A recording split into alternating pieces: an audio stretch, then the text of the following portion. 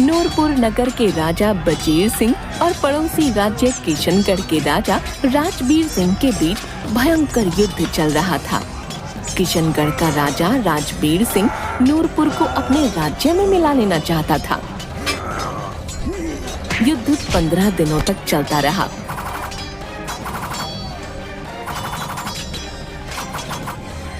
सैकड़ों सिपाही मारे गए,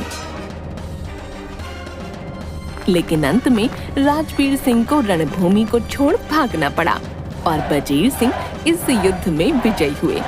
लेकिन युद्ध में अधिकतर राजकोष खाली हो चुका था और धनापूर्ति के लिए चिंतित बजीर सिंह की तबीयत बिगड़ती जा रही थी। बजीर सिंह अपने महामंत्री से, महामंत्री जी, हमें धन की बहुत जरूरत है। इस युद्ध में हमारा बहुत नुकसान हुआ है। सारा राजकोष खाली हो चुका है। हमें जल्द से जल्द धन की व्यवस्था करनी होगी। हाँ महाराज, हमें इस विषय पर सोचना होगा, क्योंकि जब तक धन की जरूरत पूरी नहीं होगी तब तक राज्य का कार्य चलाना मुश्किल होगा। महाराज, आप अपने पुराने महल में छुपे खजाने को क्यों नहीं निकलवा लेते?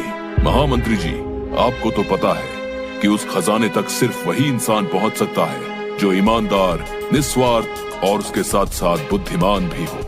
जब भी कोई उस पुराने महल में गया है, कभी वापस नहीं आया है, और ये बात गांव के लगभग सभी लोग जानते हैं। और ऐसा कोई व्यक्ति नहीं है जिसके अंदर लालच ना हो, और आज के समय में ऐसा व्यक्ति मिलना असंभव लगता है। आप मुझे कुछ दिन का समय दीजिए, मैं ऐसे इंसान की जरूर तलाश करूंगा।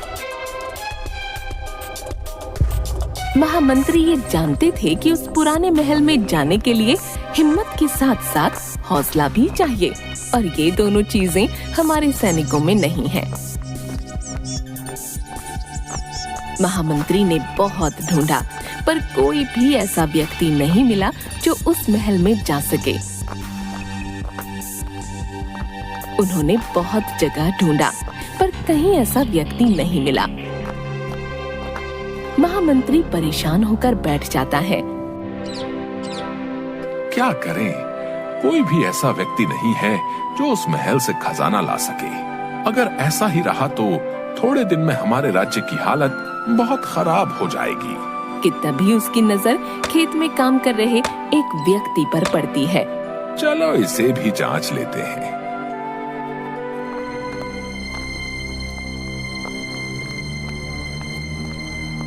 महामंत्री उसके खेतों की तरफ से जाते हैं और रास्ते में चलते वक्त कुछ सोने के सिक्के खेतों में गिराकर आगे बढ़ जाते हैं। और जैसे ही उस अर्जुन की नजर उन सोने के सिक्कों पर पड़ी, वो महामंत्री जी को बुलाने लगा। महामंत्री जी सुनिए, सुनिए महामंत्री जी। महामंत्री जी रुक गए। अर्जुन भागा भागा उनके पास गया। क्या हुआ? मुझे क्यों बुला रहे हो? महामंत्री जी, आपके सोने के सिक्के मेरे खेत में गिर गए थे। मैं इन्हें देने के लिए ही आपको बुला रहा था। मुझे तो पता भी नहीं चला कब ये सिक्के गिर गए। लेकिन एक बात बताओ, तुम्हें धन की जरूरत नहीं है क्या? महामंत्री, धन की जरूरत किसे नहीं है? धन की जरूरत तो है, लेकिन अपने मेहनत की धन की, दूसरे के मेहनत की नहीं। महामंत्री उसका जवाब सुनकर खुश हो गए, क्योंकि उसके मन में जरा भी लालच नहीं था। महामंत्री ने पूरी बात अर्जुन को बताई।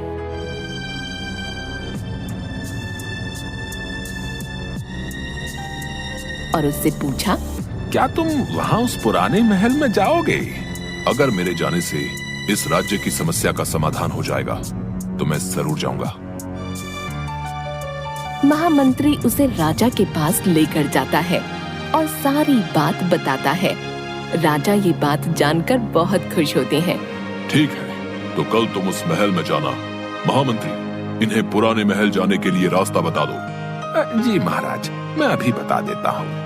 महामंत्री ने अर्जुन को महल जाने का रास्ता अच्छे से समझा दिया। और अगले दिन अर्जुन पुराने महल के लिए निकल जाता है।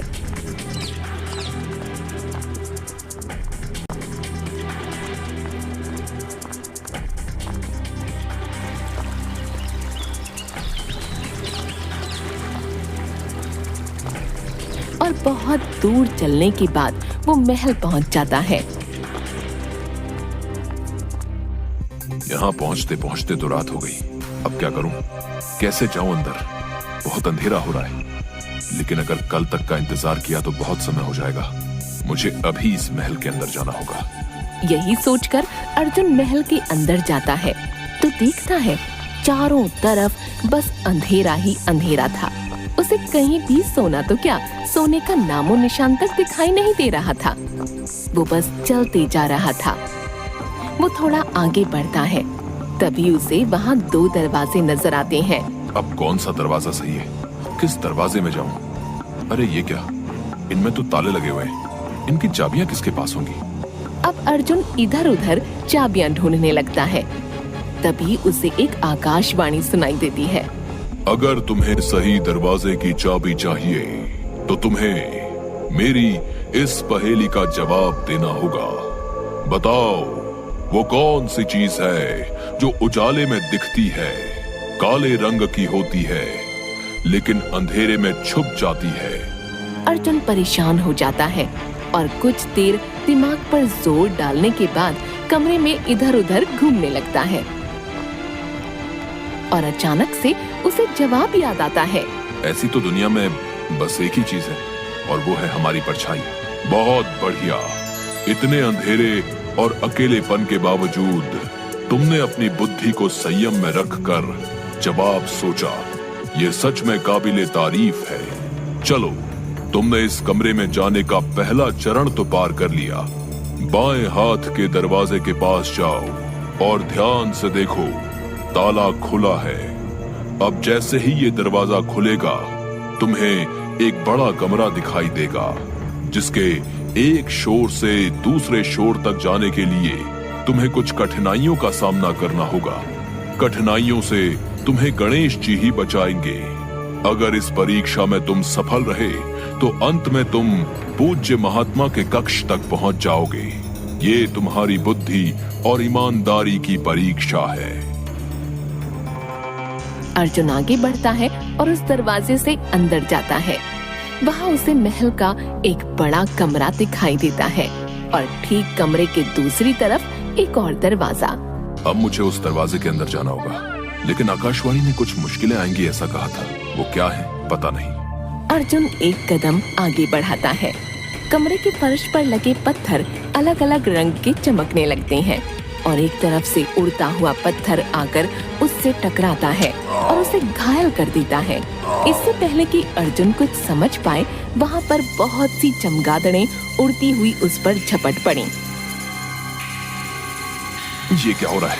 मुझे कुछ समझ नहीं आ रहा। तभी उसे आकाशवाणी में कही बात याद आती है और वो सोचने लगता है कि गणेश जी कैसे उसकी मदद कर सकते हैं। ध्यान से देखने पर उसे फर्श के एक छोर से दूसरे छोर तक एक स्वस्तिक चिन्ह नजर आता है और वो समझ गया कि उसे इन्हीं पत्थरों पर पैर रखकर आगे बढ़ना होगा। अब मैं स्वस्तिक चिन्ह वाले पत्थरों पर चलता हूँ। और अर्जुन आगे बढ़ता है और स्वस्तिक चिन्ह के ऊपर चलते हुए कमरे के दूसरे छोर पर पहुंच जाता है और वहां जाकर जैसे ही दरवाजा खोलता है उसे उस कमरे में एक महात्मा दिखाई दिए। आ गए तुम। मुझे तुम्हारे जैसे दिल के साफ, बुद्धिमान और सच्चे इंसान का वर्षों से इंतजार था, ताकि इस खजाने को तुम्हें सौंपकर मैं स्वर्ग यात्रा पर निकल सकूं। महात्मा को प्रणाम। हे महात्मन, मैं तो एक साधारण किसान हूँ। बस अपने राज्य सुधार के लिए अपने राजा की मदद हेतु यहाँ आया हूँ। वो सामने का पूरा कक्ष सोने, चांदी, हीरे और जवाहरातों से भरा हुआ है। अब तुम जाओ और इस खजाने को भी ले जाओ।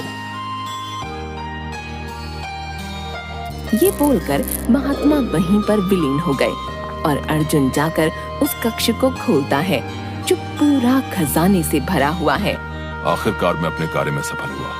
धन्यवाद ईश्वर, धन्यवाद। उसके बाद महल से सिपाही बुलाकर रथ पर सारा खजाना लादकर राजमहल आ गए और राजा ने खुश होकर अर्जुन को अपने राज्य में सलाहकार के पद पर नियुक्त कर दिया। Hello friends, thanks for watching this video. अगर आपको ये वीडियो पसंद आया है तो प्लीज़ लाइक, सब्सक्राइब, कमेंट्स करें इस वीडियो पर और हाँ, शेयर करना भी ना भूलें। और भी मज़ेदार वीडियो देखने के लिए नीचे दिए गए बेल आइकन को दबाएं। देखते रहिए।